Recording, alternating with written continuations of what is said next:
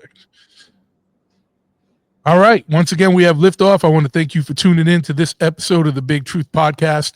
And today I'm stoked to be here with my boy, who's like a living legend in the world of punk and hardcore. You know him from bands Agnostic Front.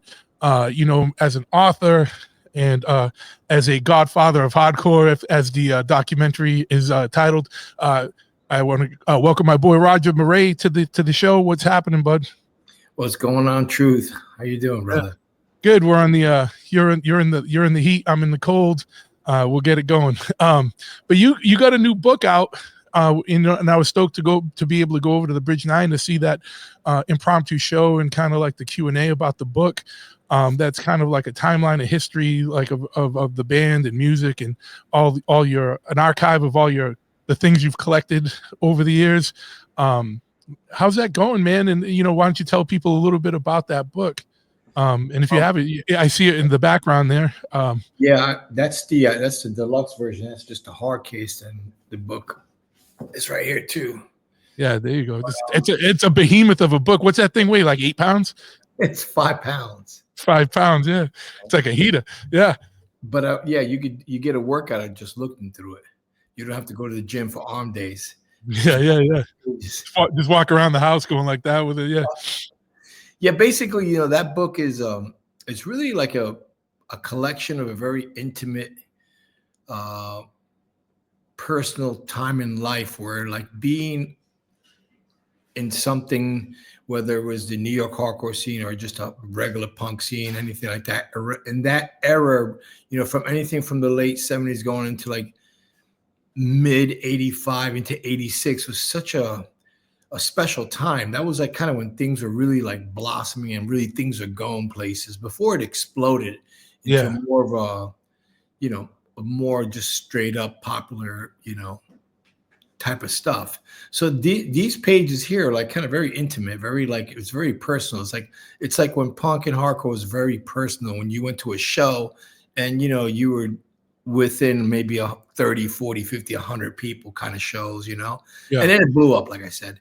But it was just cool. It's kind of the start and creation of something. You can see it the way it starts. It actually starts in the 70s with Vinny. And it goes from his band going into the Eliminators, then going into Agnostic Front. And I tell like only like 7 little short stories. And basically one of them is Stigma, and the other one is the early years about the band without me in it. Then I go into United Blood. Then I go into Victim in Pain. Then there's a couple of small things. There's a little short thing on the Psychos, which is my band that was collectively running in the same time frame as Agnostic Front. Yeah, we're running side to side. But Agnostic Front was always a special band. I mentioned it in the early years that it was always the people's band for New York. Like people, like for some reason they gravitated to Agnostic Front as people that brought that band that brought people together, really very unity based. It was like our, the people's band. And the next thing you know, I'm in the people's band, and I'm doing United Blood, I'm doing Victim in Pain, and I'm touring the world.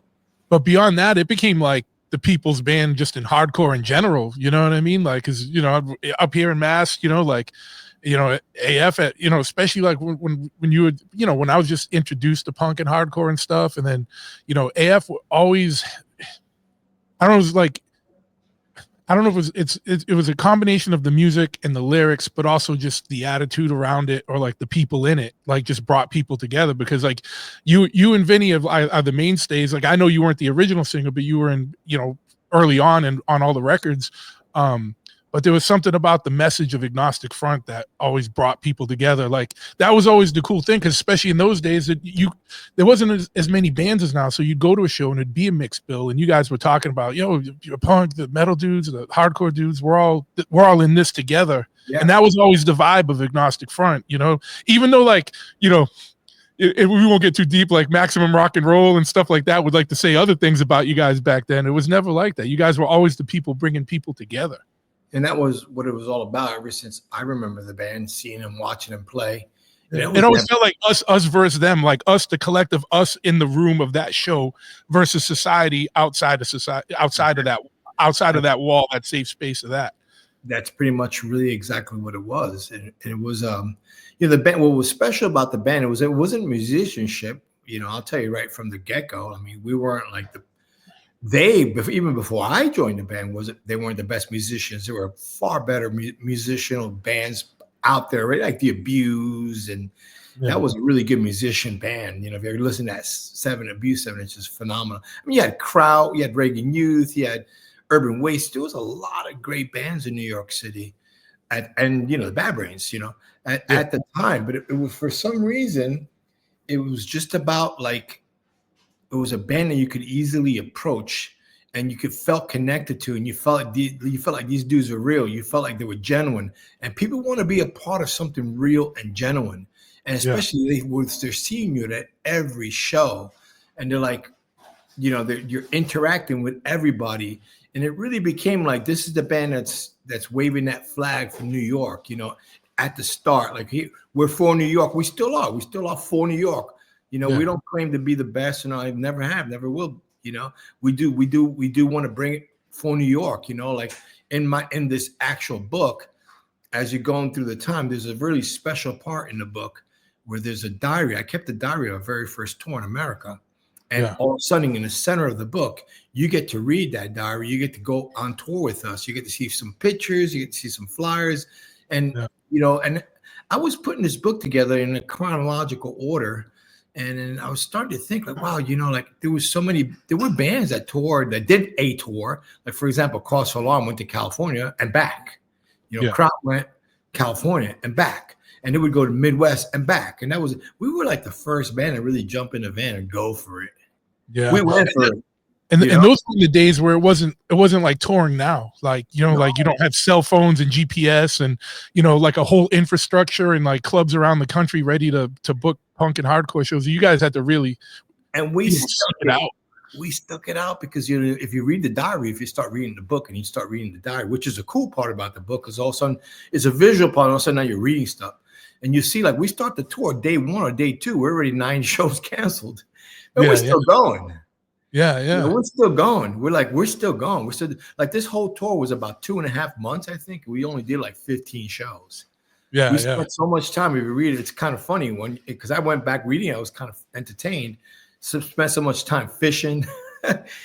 We did so much crazy stuff, bro. We did like, we were, we just, what else are we gonna do? We're making the dates that we were committed to making. Yeah. We always been like that, but we'd show up to places, it'd be like, sometimes it was like a lot. Like, where is this? Is there really a club here? Was this a setup or what is it? Yeah. But we did it because we wanted the experience. We jumped. That van that we were in wasn't even a registered van. It was a van that I bought off of someone on the streets. Like back then, I don't know nothing about registers, and I just bought the van. And we went on tour. I remember we got pulled over at one point in Florida. And we had Freddie with us. And this was the time when America, that dude from America's Most Wanted, his son, he got kidnapped back then. Oh, yeah. Looking for him everywhere, right? And they finally found him, unfortunately, they found his head or something like that, a little kid, So it was a really weird time. And they thought we were kidnapping Freddie because here's a bunch of crazy looking guys who had this van with graffiti on it and with his big horns in the front, right? Yeah. And Freddie. And you hear, I write about in the book, Freddie's like, no, that's my brother. Like, no, kid, you could tell us the truth, Yeah. How old was he at the time? He was like, he was like 7 or 8, maybe 7, I think. Well, as an older brother, what was it like bringing your, like not just your little brother, but your like 7-year-old brother out like across the country to like on tour? I didn't bring him across the country. He met with us for the Florida dates. Oh, okay. I had him like for the 5 Florida days. I couldn't do that. It was April. He was in school, but I used to bring him up to New York for like the summer. To be honest with you, I always felt, and he'll probably tell you the same thing. My household wasn't the safest household to grow up in. It was kind of an abusive situation, and he felt alive. He felt great being with me. He loved it, from day one. And then not only that, I was really living amongst crazy people. I was living with a guy that fed his girlfriend to the homeless, and then you had all kinds of crazy people in abandoned buildings. And still, I felt like my brother was safer with me in those conditions. Wow. How wild is that? That's wild, yeah. And think about just, and expanding on that, like New York at that time where there was just all these abandoned buildings and you could just build out a squat and live there. You know what I mean? Now those places are like $7,000 a month, right? Like it's bananas. Like, listen to what I just told you before. I bought the van off of some dude in the streets. Yeah. And we went on tour. And then remember that time when they pulled us over, they never bothered asking us for registration. We had none of that shit. Yeah. We had nothing to present. Yeah. We're like, okay, well, you can take it back. I bought it for $250 from some dude. I don't know where he got it from. I didn't care. Yeah, there was no pedigree. There was no, you like you said, you didn't have a title or nothing, or even a registration. Back then, the license too, it was just, there was no photos. They just started introducing photos to license. So it was just a piece of paper, and it said your height, your eye color, your date of birth, and your skin. Yeah, that's it. Wow. And anybody that was my height, had blue eyes, and my cocaine, whatever, my coloring, could do the license for me and give it to me. In fact, that's how Vinny Stigma has his license. He's never really had a license. He had somebody do it back then. And then he just started renewing it. Yeah. And then finally it came to pictures, and he took his pictures. And then back then we had crazy. It was crazy. We had I had multiple different. Sure. In fact, when I got married here, my wife, one of the first things my wife said when we got married is you got to get rid of your other license. I was carrying multiple licenses. Yeah. Because back then you get pulled over, you don't want to give them a license from the same area. So give them a license. Oh, here's my Florida license. So they never send you the ticket. They don't, New York doesn't bother with you. Yeah. But now it's all connected. Don't do that. Nobody do anything. No. That's how wild things were still, Yeah, that's what I mean. There was so much more. For lack of a better word, there was so much more freedom back then. Like in anonymity, you could just glide under the radar, and do shit. And we used to send Freddie to the park. I mean, from the park to the bodega to pick up quartz. Back then they didn't have 40s; they had quartz. Yeah. Quartz of Old English and stuff like that. Yeah. Freddie now, he's 6, 7 years old, going across the street, picking up 5 or 6 quartz, bringing it back in the park. Yeah, no ID. They don't give a shit. Yeah. This shit, they let us do anything we want. Yeah. But little did we know, we were kind of gentrifying the damn place. Yeah. Yeah. Kind of. We kind of we were cleaning up there. I was cleaning up those buildings. Those buildings a lot of them used to be what they called warehouse apartments. Especially during the time when my daughter was coming, I couldn't be in an abandoned building with no heat or no hot water, nothing. So I went into a warehouse apartment. What that was like a building, and it was just when the gentrification was just about to pop off. So they wanted to sell the buildings with less people in the apartments so they could hike the rents. Boom, So this giant building, like a 30-something family building, with only 8 families in it, and everybody else is living in there with people on the streets, drug dealers, whatever. So I went in there with my dogs. I pulled some drug dealer out that was a junkie, whatever, threw my 5 dogs in there and claimed that. You know what I mean? That's how it was. It was like you go in there, you claim your shit. Yeah, this is mine. And then you hold it. Get out of here. Yeah. I needed hot water. I needed heat. I'm about to have a kid. Yeah. I can't even imagine, how nowadays, because I got into things a little bit later. But I started going to shows out in the late 80s and got to see some stuff in the late 80s in New York and CBs and stuff. But it was still wild, but it wasn't as wild as the early 80s. It was already started to get cleaned up a little bit. But I don't even recognize the city anymore. I was just there the other day. I know. I mean, I recognize. I was like, what's all these bike lanes? What happened? And in a relatively short amount of time. If you look at pictures of the Lower East Side Avenue, look up any pictures from Avenue A, B, or C. 1980, 81, 82, 83, 84, 85. It'll look like a bomb hit that place. One building standing in a ratio of a full city block. Yeah. And cars with no tire, no rims, no tires on bricks, Yeah.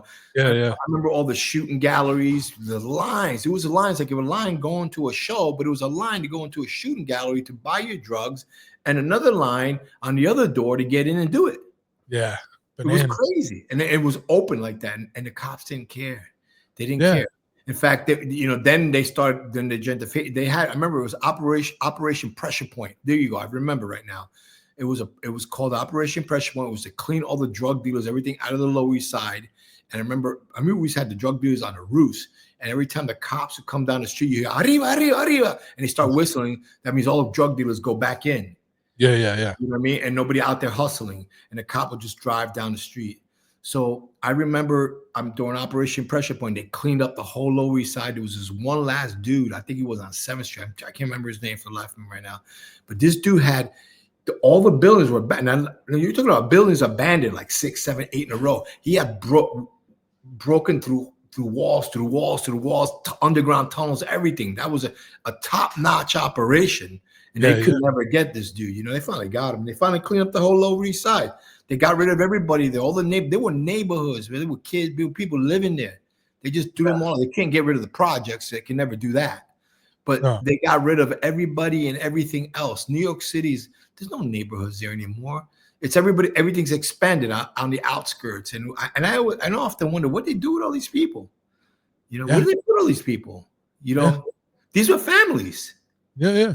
No, it's crazy, right? And then now it's like so many people getting in, trying to get housing. It's like, where'd all these people come from? It's the exact opposite. Like, you know what I mean? And it's like, I don't know, man. Like, I love New York. Like, and I I love Boston, but I wouldn't move to either of those places right now. Like, you know what I mean? Like, you got to have like $1 million in the bank just to get your first, last, and a deposit. The thing that always pissed me off is I always felt there was some kind of a secret society. Because how come I didn't know about this?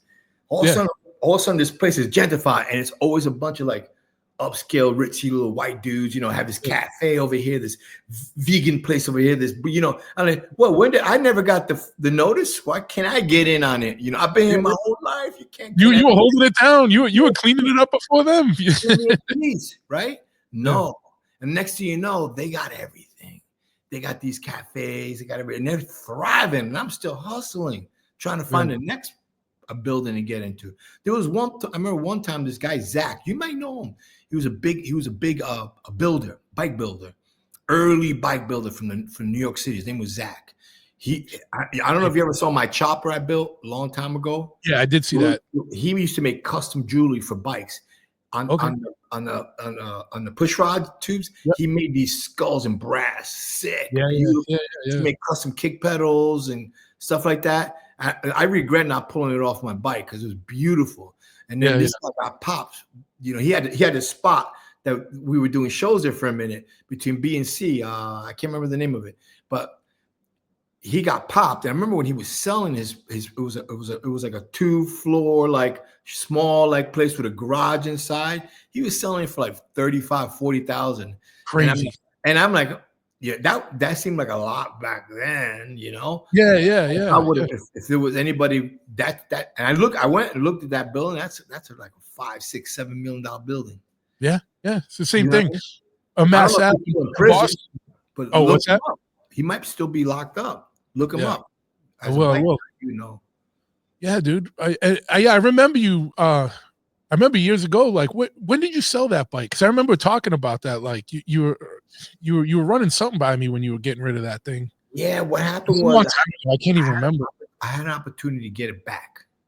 Oh, that's what it was. That's what I ran by you, and I sold it to a friend of mine's cousin, and then he wanted to sell it back, but I knew I didn't want. I had to get it back here to Arizona.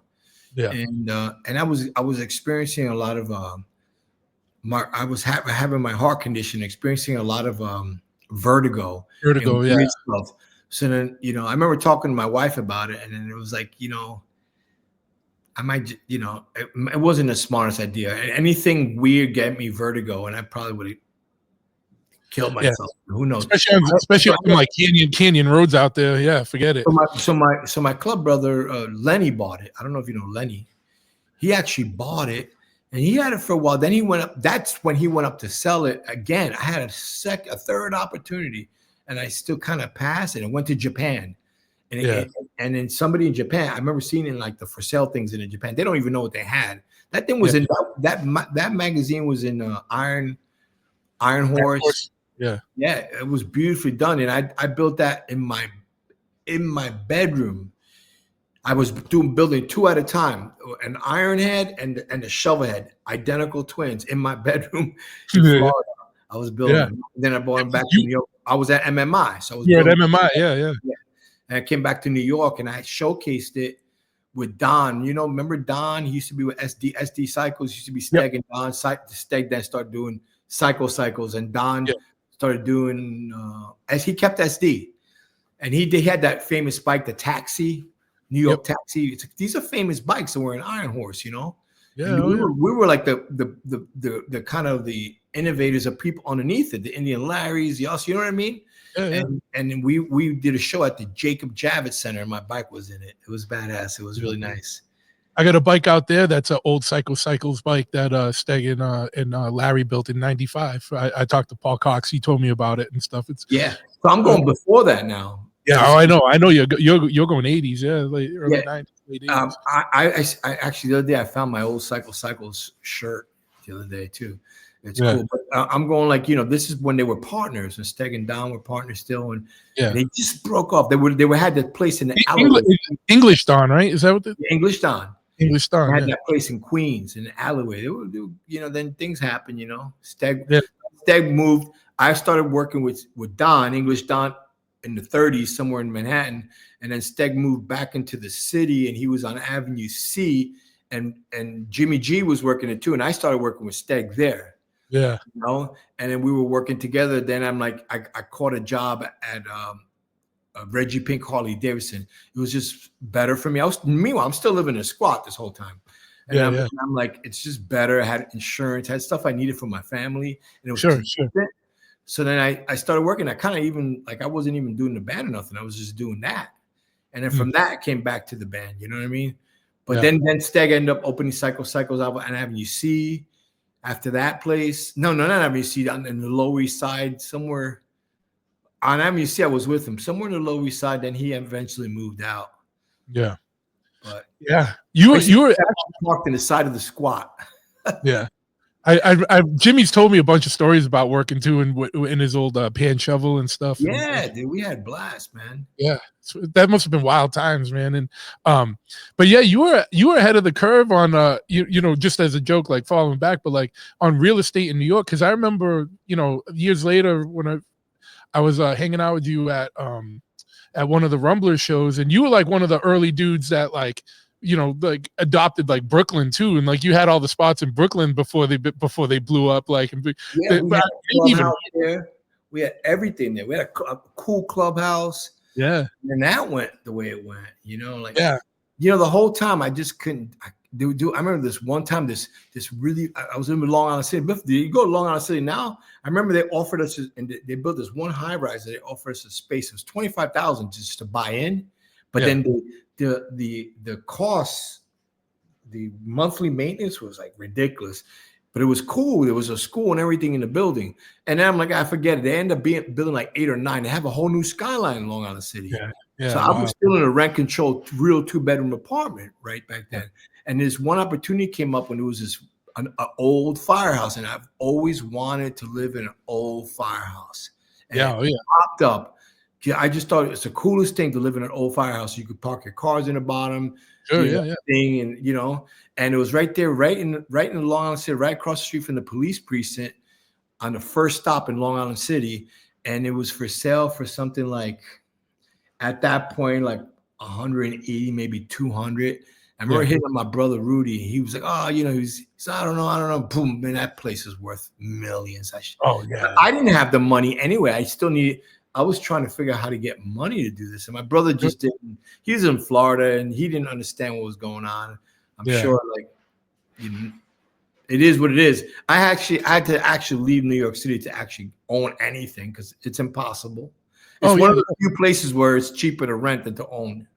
Yeah, and then you know, on top of it, like the stuff we're into outside of music, like hot rods and bikes and stuff, like trying to find a place to store a car, never mind a couple bikes in New York is bananas, especially nowadays. Like, you know, and it's like, especially the level of car you guys are building, you know what I mean? Like, you can't have that out anyway. You can't put that on the street, dude. Imagine that. And we had a really nice spot. And it turned into like this hipster barbershop thing, and then it turned to something else. It's still there. You know, it is what it is, man. Yeah. So, you know, I know you've talked to a couple people about the books and stuff, but one thing I wanted to ask you about as you were going through the book, because you know it's a timeline, and if anyone's seen the Godfathers of Hardcore, like the scene where you're opening your trunk, a lot of the stuff from this book was the stuff that was kind of in that trunk, right? Yeah, you know, it's funny. I was talking to my sister today, and you know, because nobody got a book because I didn't have any books, you know, and I never got to give my family any, you know, and I would like to, but it was just everything's on demand, kind of pressing. Hopefully, the actual second edition that's coming out soon is actually. It's the first edition is always, I feel like, the best to get, but the second edition is going to be packed a little bit more. More stuff. Yeah. I missed 3 major things I got to get in the second edition, so it's cool. So I was talking to her about it. I was like, you know, I said, you know, in the movie when I open up that trunk and all the stuff, and people always come to me like, you know, you gotta, what's in the trunk? You should do something. What's in the trunk? So I said, I decided to do a book. What was in the trunk, and that's what you got. Yeah. But so. 2 things, you know, that I think people would be interested in hearing is like, one, like the amount of moving around you did, and I know you had a big fire at one point and lost a lot of records and stuff and a lot of possessions. Like, how did you manage to preserve all this stuff, and what kind of like, you know, I mean, I'm not saying it's like an anchor, but I can't imagine like, you know, like having that's like a treasure chest. But like when you're in New York and you're bouncing around and you're doing shit, like how did you manage to like save all that stuff? You know what I mean? And did you have like what caused you to do it too? Like, cause you know, when you're a kid, you're just throwing shit around or whatever, but like what, like, did you know like someday this is going to be important? Like what? No, what? I just like going through this stuff. I love all that. I mean, nobody makes flyers like that anymore. Nobody does. I mean, vinyl, how fucking cool is vinyl? Little records with color. Like, no, people lost interest in all that. Like when I would buy a record and I liked it, I would buy 3, because if you play it enough, you know it's gonna wear. Or if people off the house, it's gonna fall, it's gonna crack, it's gonna break. How many parties you had and people are drunk, they fall over the thing. Yeah. And that was just a common thing. And being back then, it didn't mean nothing when you buy a record that's $2 or $3 that today are like 15, 2, 3, 5 grand. You can't do that anymore. No. But it was just, I was in a magical place and time in history and a cool time to be that I was able to, and besides the fact that I only be able to get the stuff from these cool record stores locally, just going on tour, people handing me stuff. Hey, check out my band, check out my band. Sure. There was no CDs or digital. It was like, it's a 7-inch, 7 seconds here, you know, like all these bands that I became friends with all over, they were giving me all this cool, which was cool, you know, and having a lot of that stuff was, I had stuff in different places. Like Kabula had a bunch of stuff for me. Vinny had a bunch of stuff for me. My mom had stuff for me. Like wherever I could put stuff. And in fact, a lot of this stuff came to me from them being tired of holding on to the shit. They're like, you going to get your shit? I'm like, oh, I forgot about that. And then all of a sudden, holy shit, I didn't know I had this in here. I had my acetate of United Blood in there. I had my stamper. I didn't even know I had this. Oh my God, here's the insert. You're like, I forgot where I put stuff. Yeah. You know? And then it just amazing. You know, it's just like everything. At one point, they're like, hey, I'm tired of holding this shit. You're going to get this shit or what? And then I got a lot of it back. A lot of stuff I lost. Like I think about stuff like I wonder whatever happened to that. I wonder whatever happened to that, you know? Yeah. But I mean, I felt like, especially like up to that year, up to the end of 85, 86 was an explosive year for music. We all know that. Think about all the great albums that came out in 86. Oh yeah. All the big thrash metal bands. I mean, Cause for Alarm was an 86 release. Well, I think the Cro-Mags Age of Quarrel was 87, I think. But the Crumbsuckers may have been 86. I think 87 was Leeway too. I'm unsure. I think Cro-Mags was 86. Yeah. Okay. Yeah, I thought so too. I'm a little confused. But Slayer. Just think of all the bands. Like 86 was like the blowout of the combination of the genres of metal and punk and hardcore coming together. That was an explosive year. That from that point on, everything exploded. Shows went from like 200-300 to 700, 800. People were coming, you know. And this book kind of ends like right before that huge explosion. You know what I mean? And it was like I tell you, it was a lot more intimate. It was like a special time to Sure. be there, you know, because at that point, then everything got so big, and it's like my regular, like I would go to a show and I had my group of friends, you know, all of a sudden there's like, who are all these people? Eventually, you know, like you become friends here and there, but there's too many, you know what I mean?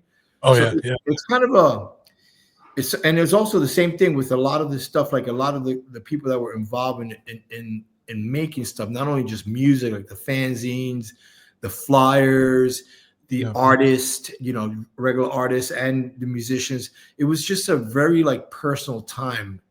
And then there was no record companies doing things. It became like, oh, and you know, Combat Core, Profile, you know, they became different. It just went different. Then it became digital. And then I think a lot of personalization of stuff kind of faded away. So this is a very intimate time when everything was super personal. You know? Yeah, because even like you guys would like screen some of your own stuff, or you guys were putting the records together to sell that night at the show. Like it was different. It wasn't like, oh, here the label just gave me a box of 50 CDs to sell tonight. Like you guys would have to make your own shit. A record came out like Cost of Lime, and you could buy our stuff at a place called Blue Grape or something. It comes with a thing. You go order stuff. Like, who the hell does that? You know, I remember screening stuff. I remember people complaining about it, washed it, and it all disappeared. Yeah. So you got one good use out of it. You paid $5. You should be good. You wore it for. You should have never washed it. Yeah. What do you we want watched punk rock shirts for. Yeah. You know? Should be seasoning those things. Yeah. It's funny because you look at some of the pictures, and they're in the book too. You can see like Frenchie selling the shirts and the records. And Victim Pain was $5. Yeah. You know. And the shirts are $5. And I remember at one point, that was the Rat Cage gatefold. By then it was probably the second edition. I think it was second. No, maybe it was still first. Yeah, I think it was still first. I remember this one time we got to Florida and we started heading across, going into Texas. It was so hot that every record warped. But we still sold them. $5. What do you want? It's $5. You know, it's kind of more like a memory at that point. Yeah. You know. You ever get anyone giving you one of those warped ones back? Nah, you snooze, you lose. Yeah. So when you were going through stuff, like what were some of the things that hit you the hardest that either you didn't know you had or brought back like a big memory or something? Like what were some of the like the big finds for you, or the, you know, going through all that stuff, or like the, you know, the kind of the big ticket things? There was a lot, but one of the last recent thing that actually came to me, and it came to me like, I mean, I started this book 4 years ago, by the way. Yeah. Started during the pandemic. It was something to do, fun, just to get through things. At the same time, I was doing that little thing with my records on Vinyl Assault, that IG account, you know, and doing stuff like that. And there's something that came to me like fairly, like not that long ago, maybe a year ago or something, was the actual stamper, one side of the stamper. Like just, hey, I got this. You want it? How did you, you know, I know I'm not going to mention names, but yeah. It was somebody, you know, someone, you know, that I, you know, family should have had it, you know?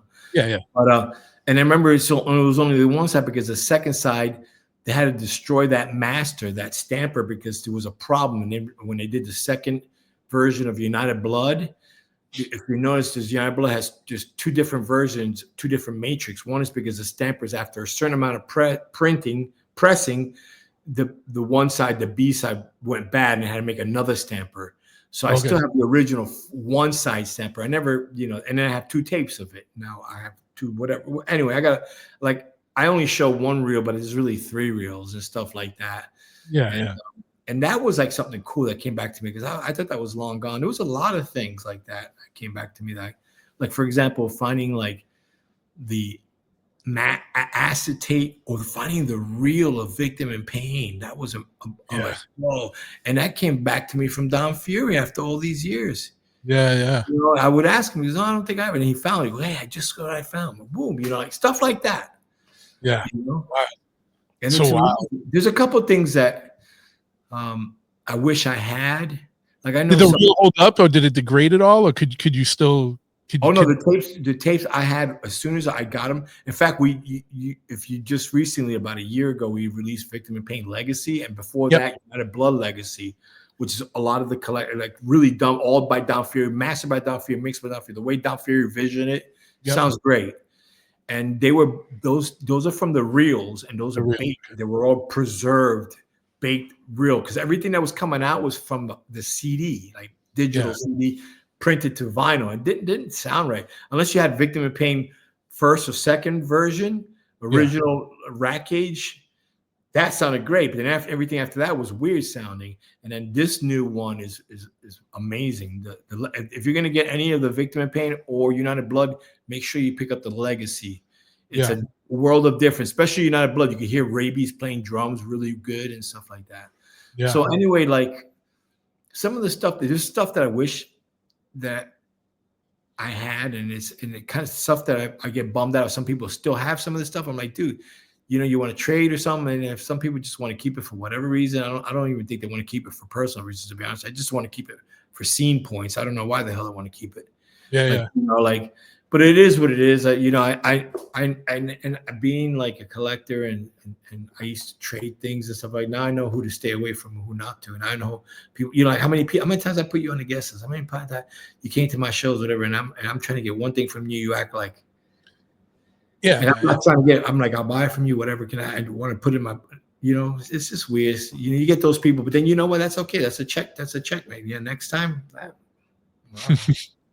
Yeah. Well, you know what? Too. It's like like say you had some. They are. That's all. Yeah. I know you got some rare Misfit stuff. If Danzig wanted it from you, you'd be like, Well, I'm talking about. Real personal things, no. Like there's a couple things that people from other bands that people have wanted from me, and I've given to them that I've had. Yeah, and there's some good people out there that have done the same thing with me too. Sure, yeah. Saying, there's a couple of things I would like to add, and I know where they are, and then you get like a comment like, yeah, when I'm ready, whatever. But hey, I'm trying to do this book. Yeah. Or at least let you have it enough to like do the proper photograph to include it. Yeah, it's like. But it is what it is. Dude. It's all good. I mean, I'm not complaining. You look at this book. There's a lot of shit. There's a lot of shit that make it to the book. I had to skim it down. I remember when we started, it was 400. We had 470 pages. We're like, whoa. That book would have been like $500 because it's all photographs. So we were like, whoa, what are we gonna do? And then we had trim it. We were trying to get it to under like 250 pages that we couldn't. We were trying to get a price point just because people, we just couldn't do it without making it look bad. I'm like, I want this right. If it's a little bit more, people when they get it and they see it, they're gonna realize they got something special. And we got it down to 350 pages, and that was a miracle. Yeah, and it's not a cheap book, but it's not a cheap book, if you know what I mean. Like there's a lot. That's like history, man. That's like a history. That's an archive. That's like, and it's like like I slept that day. I had to bounce out, so I didn't be able to get one from Bridge 9. But I'm gonna call Chris this week and be like, "You got any more stash?" Like I'll buy it. but we're on to the second edition. But here's the thing: January 16th. It's a few weeks away. That second edition, if you didn't pre-order, you're done. Yeah. That's it. No more pre-order the second edition. And we're moving on to a third edition, which already kind of started. And the third edition, we're losing 150 pages. Yeah. So the second edition, the first and second edition to get the big bang. Like, whoa. The third edition is going to be a paperback, no longer a hardback, and it's going to be a lot of stuff condensed, smaller, and sure. really condensed. You can't just like physically the density of a book that big, like you can't have the full hardcover in that soft cover and like preserve it. Pages are going to be thinner. This is 100 weight paper. We have to go to an 80 weight. We're just condensing it down to like hey, you had 2 times to get this masterpiece. Beautiful. It's a beautiful book. I mean, even Vinny is like, wow, Roger, this is incredible. Yeah. He's like, this is like like he's blown away just going through it. He's like, this is beautiful for the band. It's like the equivalent of Ian's film, The Godfather. It was a beautiful for the band. It was a beautiful film. It's like it's the equivalent of that for the band, a historical value. Yeah, that movie and this book, as far as Agnostic Front, it's got a lot of historical value to it. Yeah, man, for sure. And like, and I know for you guys personally and for the band, but I think just for hardcore and for music enthusiasts in general, like, you know what I mean? Or fans of like or people that are interested in the history of like New York subcultures, you know what I mean? It goes beyond just the band, and I'm not discounting it, you know what I mean? I'm just saying Yeah. it's even bigger than what you're saying, you know what I mean? It's important stuff, and anyone that's into punk hardcore and stuff, like, they should be checking this out. Either one of your books, you know, or Vinny's books or whatever. And I gotta get Vinny on to talk to his book too, about his book too. Gallo's gonna roust him up and get him. But I feel like the last holdout is Vinny's apartment in New York. Once, if Vinny ever leaves that apartment, New York is falling, That's it. That's it. That's the last. He's like the cockroach you can't kill. Yeah. If Mott Street falls, forget it. It's done. It's done. But yeah, man. Like, was there any, you know, like, I'm a nostalgic guy too, and I love, and there's nothing more like, you know, and I'm not going to repeat them because, you know, your stories and stuff, but some of my favorite things is just hanging out with you guys backstage and or like you and Vinny talking about shit from tours, and like there's some funny one, like the one with the cat and everything, like in the van, like that shit's fucking hysterical to me. I laugh about it all the time, but like going back and going through, like, whether it was your first book or the Godfathers or like this new book, what are some of the, you know, you guys have a 40-something year history and career and time span in this.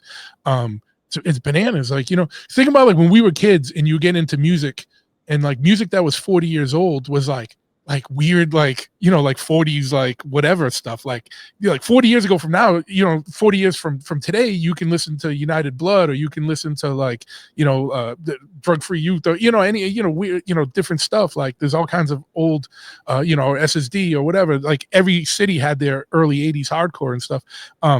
But out of a 40-year, you know, history and a 40-year career in this, like, what are some of the biggest like standout moments for you, whether it's things that you've always held with you or things that, you know, hit you when you were looking through all this stuff?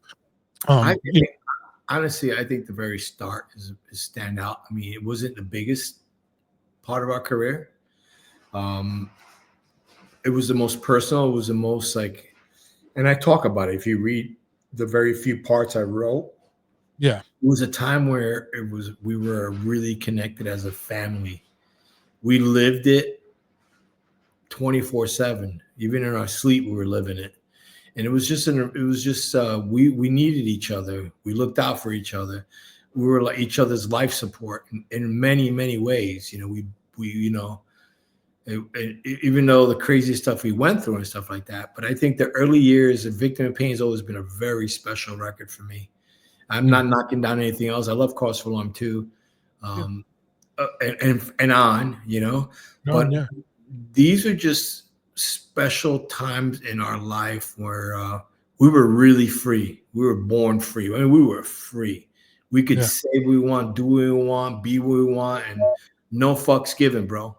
And it felt so good to just walk out that abandoned building, go to that fire hydrant, brush your teeth, and just look around, and everything looked like shit, but everything looked beautiful at the same time. And just walk on the street, you know, and just like, it felt so good to be alive. I don't know. I can never explain it. You know, sometimes when you were just talking about like my brother being like 7, you know, like this picture's been in the book, you know, 6, 7. Like we're watching a Bad Brains show. He's a little kid with a little spiked hair, you know. And I think about it. I'm like, man, because I'm, you know, now that I've moved to Arizona, it's a different life, you know, and I'm raising children differently. And I'm, you know, I married a beautiful woman, a smart woman, you know, and we like, you know, we want to raise our children a certain way, you know, and they're in a very, I mean, between us, you know, they're very safely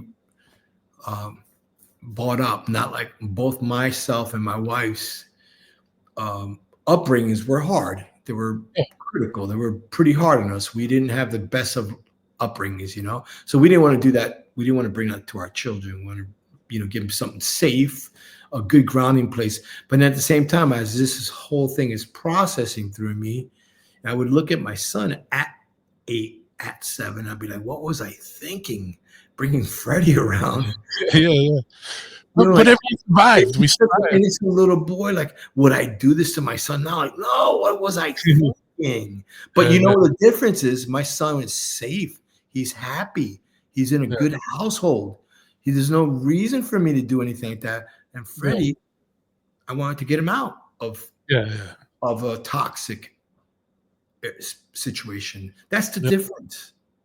But it's like, what do you think? Because I think about this a lot. You know what I mean? Especially now that I'm older and stuff. Like the way I grew up, even was a little different because it was a few years. You know, back then, early '80s, mid '80s, late '80s, there was a difference. You know, just even in a few years. But like when I started coming around, it was like mid '80s, '85, and I was still a kid.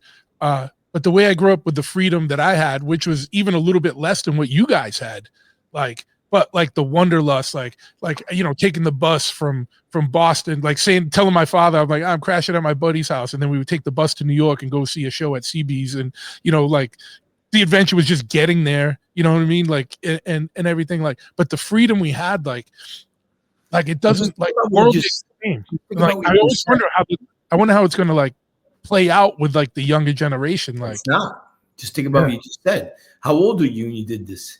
Like 13, 14. Well, no, the first time I went to New York, I was 15. Yeah, we took the bus. Get on a bus if you're under 18, 19, 20, or with an ID now. You can't do any of that stuff. Yeah. You can't go to bodega and buy a 40, you know, at 7, you know?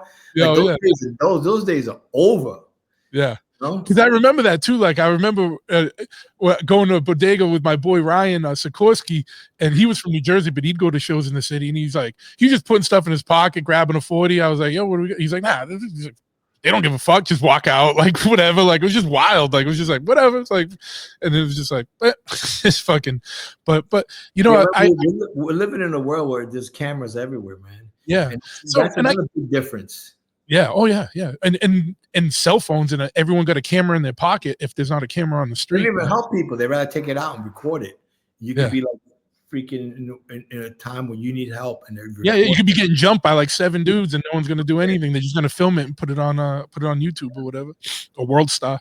Yeah, it's a different time for sure, man. But I don't know. Like I don't, you know, like in a, you know, like I don't have a kid, but if I had a kid right now, I would almost feel bad, like, because it's the same thing. Like, yeah, it's awesome, you're safe, you're not dealing with the bullshit I dealt with. But sometimes I feel like overcoming that adversity made us kind of different people. Like, you know what I mean? And they have different adversity. Everyone's got shit they got to deal with.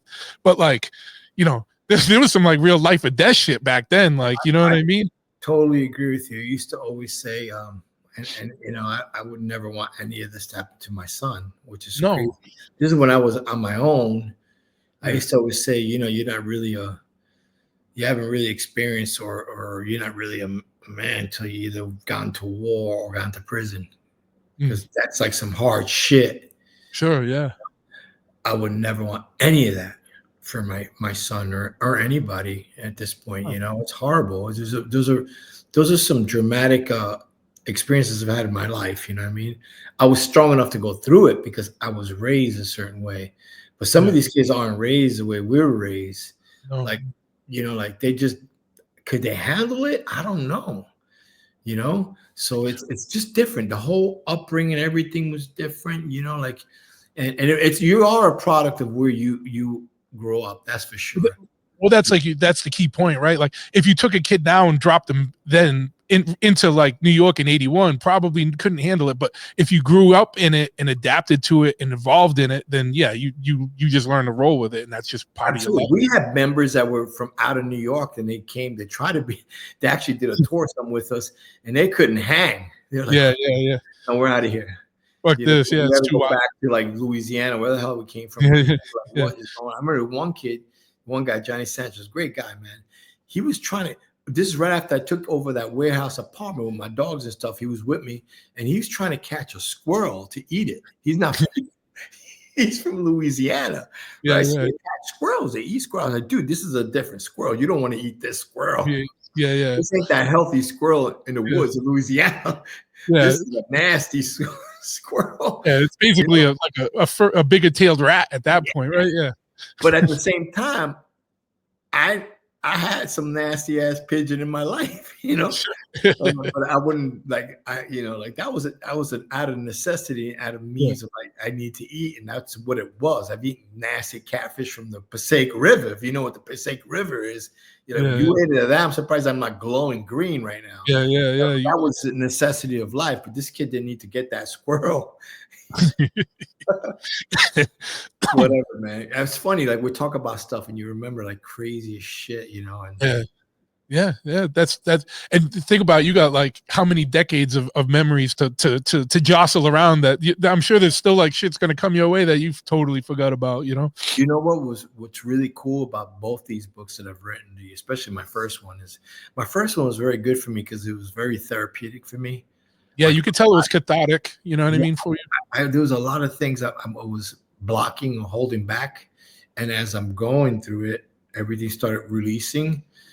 And it was good to let go, but at the same time, the minute it was going to come out and I knew it was going to be out there, it was a different story too. I was like, these are my secrets. Now the world knows all my secrets.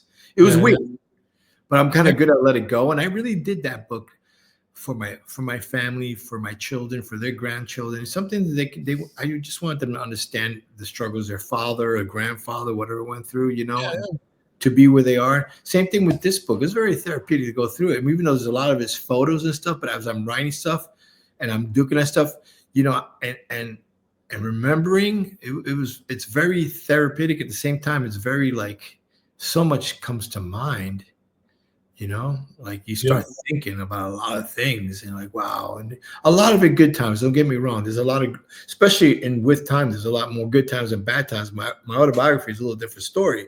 Sure. But at this point, I'm with the gang. I'm with my original Lower East Side crew. So we were like ruling shit. This is ours. So there's a lot of fun in this at these times and creativity. Sure, yeah. And when you talk about things like things that were bad times with time become good times when you look at it, when you make it through it, right? Like, especially if it's some shit that you went through with friends and it was like, oh man, we were in these sketchy situations. That shit was rough. That shit sucked. But then now with time passing, you can look back at it with a little bit of fondness. You know what I mean? Like, we made it through and we persevered and we made it stronger. We used to have this thing, because I spoke Spanish, I was Latin, being a Lower East Side. I was like one of the key guys. There's very few guys that spoke Spanish. We used to have this thing, we would write trains. And even we used it the last time. Actually, we were in Colombia, in Bogota, and the guerrillas took over the airport, and we're on our airplane, getting ready to go to the United States of America. And they come in, the whole military comes in, they're pulling people off the plane, and they're looking for like certain passports. I gave them my passport, it's a Cuban passport, and they're like, oh, and then we had this thing, me and Vinny, like when I start talking, he had keywords to say in Spanish. Yeah. And he'd be like, he knew. So then when they went up to him to ask him, he knew exactly what to say. They never even got his passport. We actually made it to get out of Colombia. And then it was crazy. There was like a little like civil type of thing going on there, because that's when the guerrillas are fighting the military. And we got out of that, but only because I was Cuban. I was one of the lucky Cuban times, we would do that in the trains, in the subways. We'd be riding shit, and the whole trick is, a lot of people don't know this. It's funny. We start laughing, think about it. Is like, people, when you get like those crazy people to come up to you in the train, and it's a little frightening if you're not from New York. You don't know what to do, but we knew we have to be crazier. Yeah. How crazy? Crazy. You got to be double the craziness. And then they fucking back up. They're like, whoa. And that's how we approach life. That. It's no different than when someone comes up to you and says something to you and they like step into you, whatever like that. You just got to be on top of it. Hey, win or lose. You make, whatever could happen, but at least you're on top of it. And you get a little bit of respect from that, Absolutely, man. So we talked a little bit about, a lot about past and stuff. Like, I know you got like an hour, so I just want to be respectful of time here. What do you got coming up? What's Agnostic Front or got coming up? Are you guys going to do any more book tours or book events or anything like that? We're going to do like little book events on the weekends now, because these books are hard to carry. My own book and Vinny's book, like I said, my book's 5 pounds. Yeah. 7 of them make it into a box, and then there's only so much you carry in a van, you know. So Yeah, we're gonna do like these little drop-in weekends only, like a meet and greet, but just like, you know, you could get the book, we'll sign it, we'll take pictures, whatever, just kind of something like that. So if you haven't gotten the book at that point, it's the 3rd edition, it's a little bit different, you know. And the same for Vinny's book, you know. We're gonna do some of that. We're on tour with Murphy's Law and Violent Way. It's gonna start off in you know, all the way from New York all the way to West Coast and back. Unfortunately, it's not hitting like Boston or anything like that. But we just did a special Boston show for Boston anyway.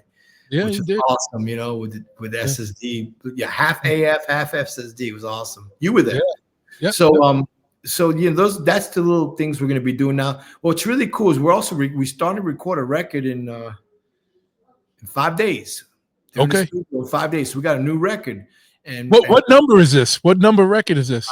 I want to say like 14. I was gonna say it's gonna be 13, 14, right? Something up there. And then I do the vocals here at the end of the month. So we're getting ready to do a new record, right?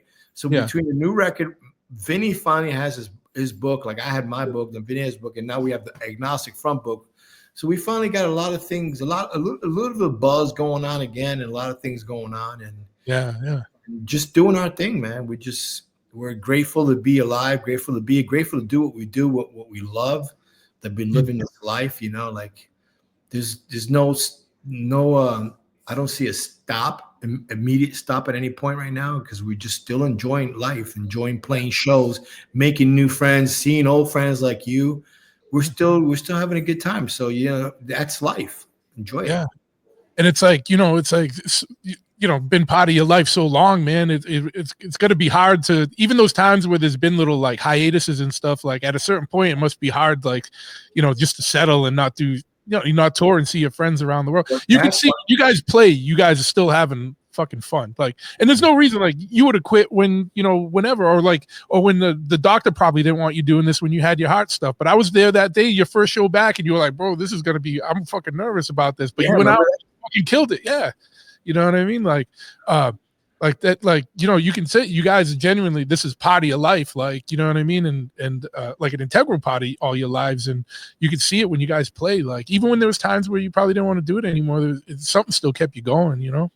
Yeah. You know, at the same time, like you know, I'm glad I have a lot of this stuff to go back and relive. Yeah. That's the beauty of keeping a lot of your stuff. And a lot of people, they get rid of stuff. And I'm like, I'm glad I kept this stuff. I could relive, even if it's just going through pages now, I can relive. Yeah. You know, just enjoy. You know, I got some good stuff coming. So yeah, I'm very grateful. How fun was it, you know, after all these years, still touring, doing some tours with Murphy's Law and Jimmy and stuff? Oh, yeah, wow, we're still not done. We did the whole East Coast. I know you're doing the second leg, yeah. Now we're doing this. Yeah.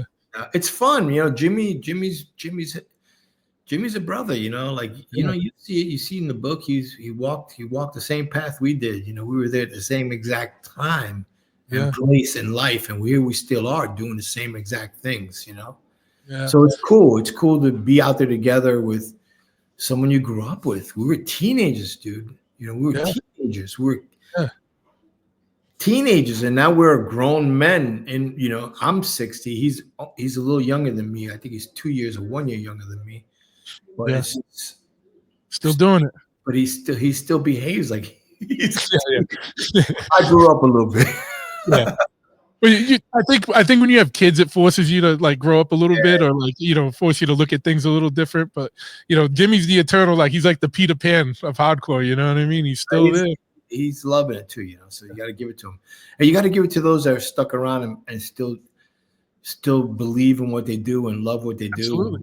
You know, like, and then people are like, oh, you know what's grateful about bands like my band, Murphy's Law, you know, a lot of the older bands, whatever, is that, you know, we had our party, and our party was in the beginning, you know, early 80s, and you know, we were the life of our party, and what's cool about it is that there's a bunch of new bands, you know, and now it's their party, but it's cool that we know that we're always invited to their party.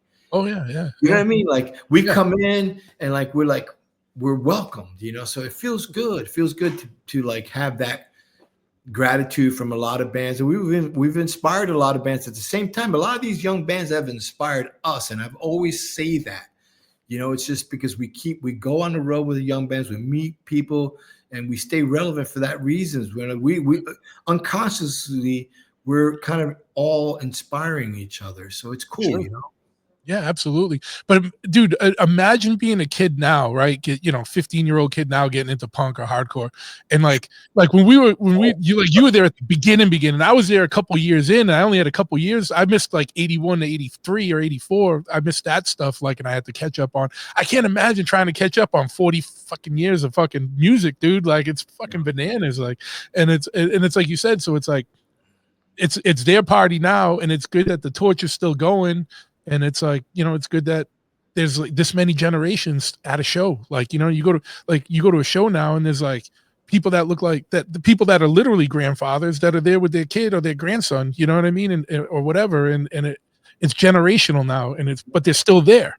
Yeah. That's because it means something. It's more than just a regular genre of music. This is like more than music. It means something, like, whether it's family or whatever, it's a way of life for a lot of people. I think in Ian's film, The Godfathers, or our film with Ian, that really came across strongly.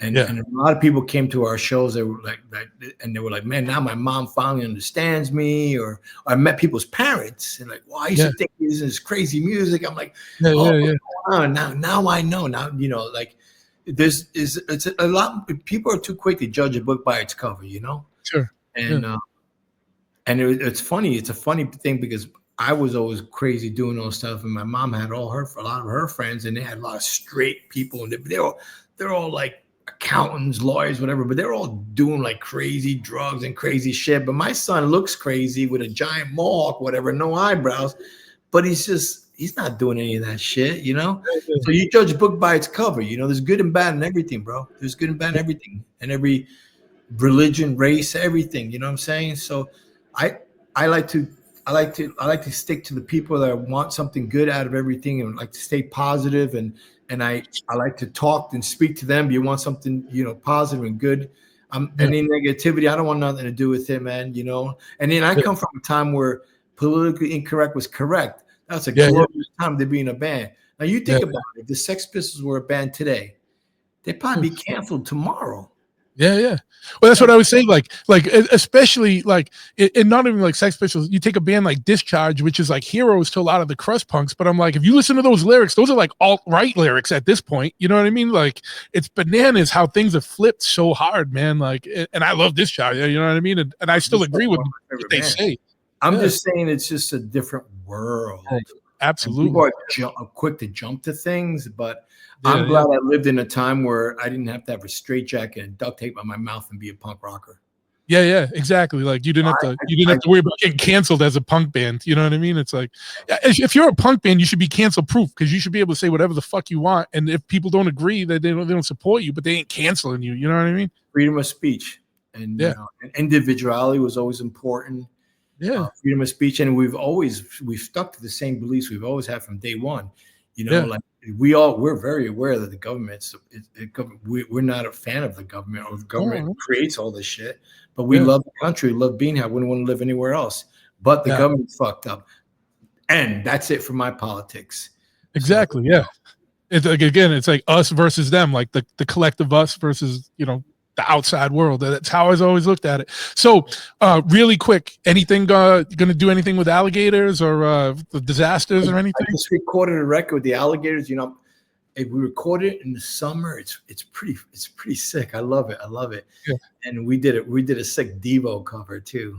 Nice. So it's cool. And I'm getting ready to release it. It's just everything's been on top of everything.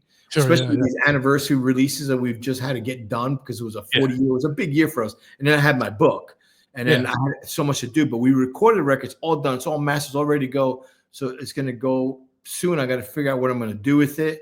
Yeah. It's another sick little 7-inch, it should be more like a 10-inch, but we're going to get into a 7-inch. Yeah. I'm excited about that. The Disasters, we had a bunch of songs that we still haven't written. I was talking to Reese the other day. Reese is playing with the Street Dogs now. And he also plays with the Alligators on guitar. Yep. And we got a record. It was just like finding time to do stuff. It's tough nowadays, because I'm pretty busy. Yeah, sure. Finding the time, I get it. We have a lot of content for the disaster. Someday I hope we get to put it down, you know. Yeah, it was good stuff, man. It was good stuff. The Alligators is one of those bands that we call shit out on the Alligators. You heard that second album? We're calling everything that we're experiencing right now. We talked about it. Same thing with the last Agnostic Front record. Get Loud. Go listen to those lyrics. Go listen to Alligators lyrics. We're calling shit out the way it should be called out, the way it used to be called, the way things were, and 100%. We're still doing it. You know, so it's a sick band.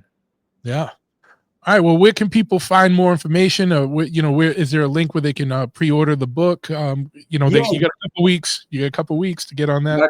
You got till January 16th to get the second edition of With Time. Here it is, the book. It's second edition is going to be packed with some critical stuff I left accidentally because we're trying to make pages less. I'm like, oh man, how do we forget that? You know? Yeah. And then where can they pre-order that? RevHQ.com. He's got the pre-orders going right now. January 16th. That's it. Everything goes into fulfilling the orders. I suggest get that second edition, or if you could find a first edition, if you could, because once we get into the third edition, the book's going to be slimlined down a lot. So go to RevHQ.com and pick it up as soon as you can. I strongly advise, if you love the Godfathers film on Agnostic Front, you're going to love With Time on Agnostic Front. Also, if you haven't seen the Godfathers, go check it out. It's streaming everywhere. Ian McFarlane did a phenomenal job with the Godfathers. It's a masterpiece. You know what's really funny is, like, I tell people, like, one of the few things, like, everybody asks, what's your top 5 records? And I always put Victim of Pain in it. And it feels weird. Like, I put my own band in there, but God damn it, every time I put that record on, I am fucking impressed. And it has nothing to do with even me being in it. You know, like I could exclude myself from it. I'm like, this is a good record, you know? And The Godfathers is a great film. And I could exclude myself from it.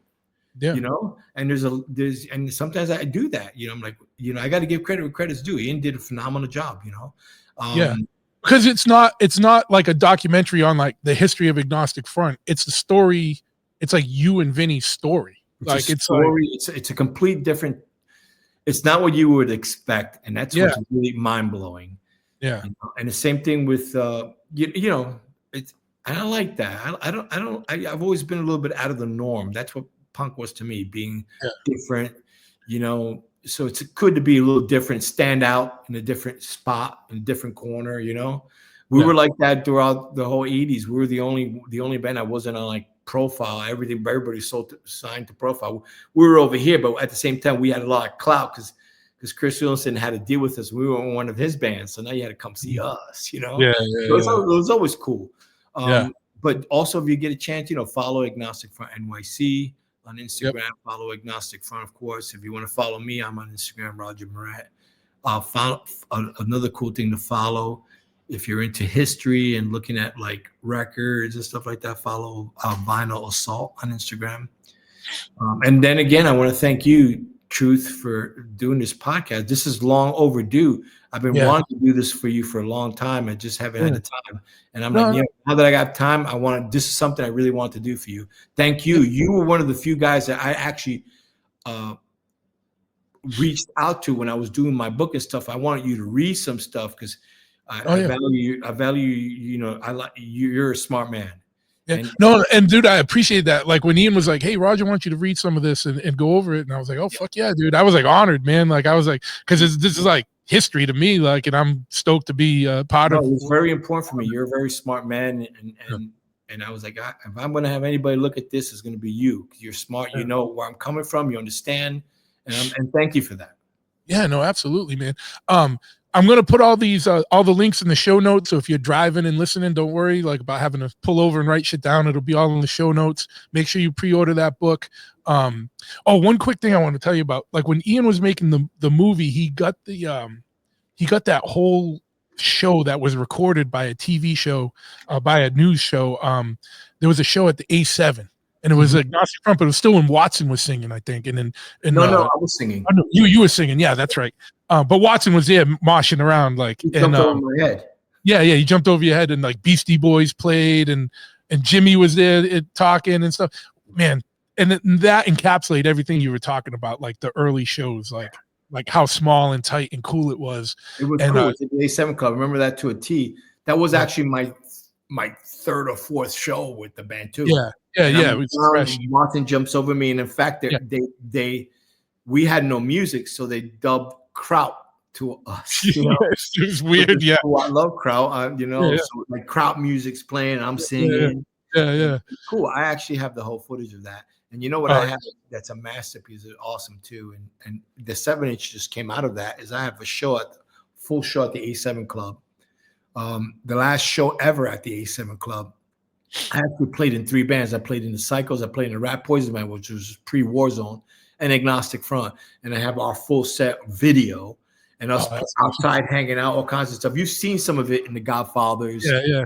And Harley just used some of it in his film, some of the outside stuff. Yeah. For Chaos and stuff. His film. It's a good film.